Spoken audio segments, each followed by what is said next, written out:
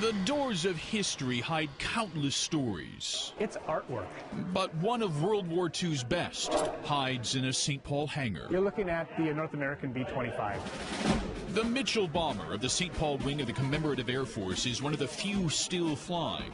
Matt Michaelbust is the wing safety officer and knows every inch of this plane. First thing you do when you come from the front of the airplane is you notice the glass nose. North American Aviation built nearly 10,000 of these planes, but history will forever remember just 16. It's significant because it was the plane that bombed Tokyo. Here is the actual bombing of the mighty USS Arizona by... The surprise attack on Pearl Harbor in 1941 stunned the United States. It entered the war underprepared and overwhelmed. The bad news was as plentiful as newspaper ink, and it spilled from every corner of the page, every corner of the country.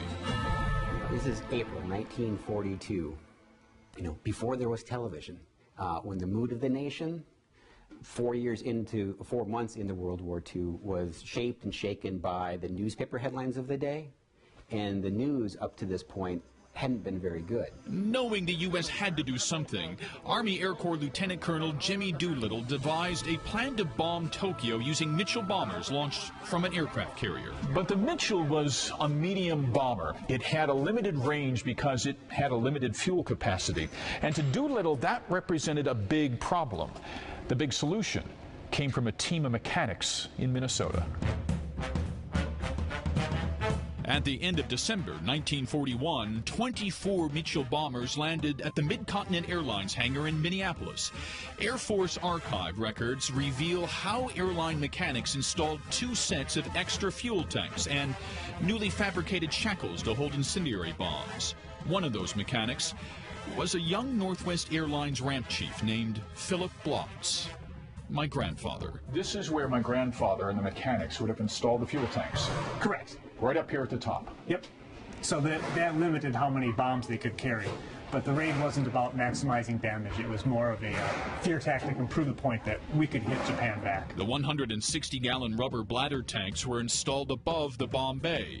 The Minnesota mechanics also added an additional 275-gallon steel tank inside the fuselage. The work is still one of the stories told to this day at the Northwest Airlines History Museum. After the Minnesota mechanics were done with these planes, they were essentially flying gas tanks, weren't they? That's true. They carried a lot of gasoline. It was avgas. It was very explosive, and the fumes could be very dangerous. And basically every place that they could put a sizable tank was gasoline tanks. Now the signal is flashed for the takeoff. Doolittle and his men would need every drop of that gas. The sighting of a Japanese fishing trawler on April 18th forced the crews to launch 10 hours early and 400 miles further to sea than planned. Even worse, the Hornet pitched in rough seas. First Army bomber ever to be launched from a carrier is safely in the air.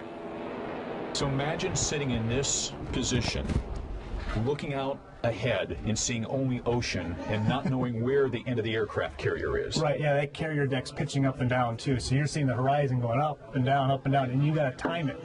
So your takeoff, you're on the up pitch and not the down pitch. It's incredibly difficult. Yeah, it was all timing. The launch was flawless. All 16 of Doolittle's planes left the deck of the Hornet and set a course for Tokyo. The bombers flew into Japan undetected and successfully hit their targets. If ever the American home front needed a victory, they got it in 72-point type from coast to coast. This was a linchpin kind of moment in the war, and these headlines reveal that. And from every single newspaper across the state of Minnesota, that's a consistent theme and thread that you see. And just imagine how welcome, that headline was compared to what they had been reading. 70 years has now passed since this mission in the war, but its impact on history is no less important. It wouldn't have been possible. The B-25 just wouldn't have had the range on its normal configuration. The Minnesota men who made it possible are no longer here, but at least one of these old planes still survives, and it ensures the story of the Doolittle Raiders will always have wings. In St. Paul with photographer Tyler Ryan, I'm Tim Blotz, Fox 9 News.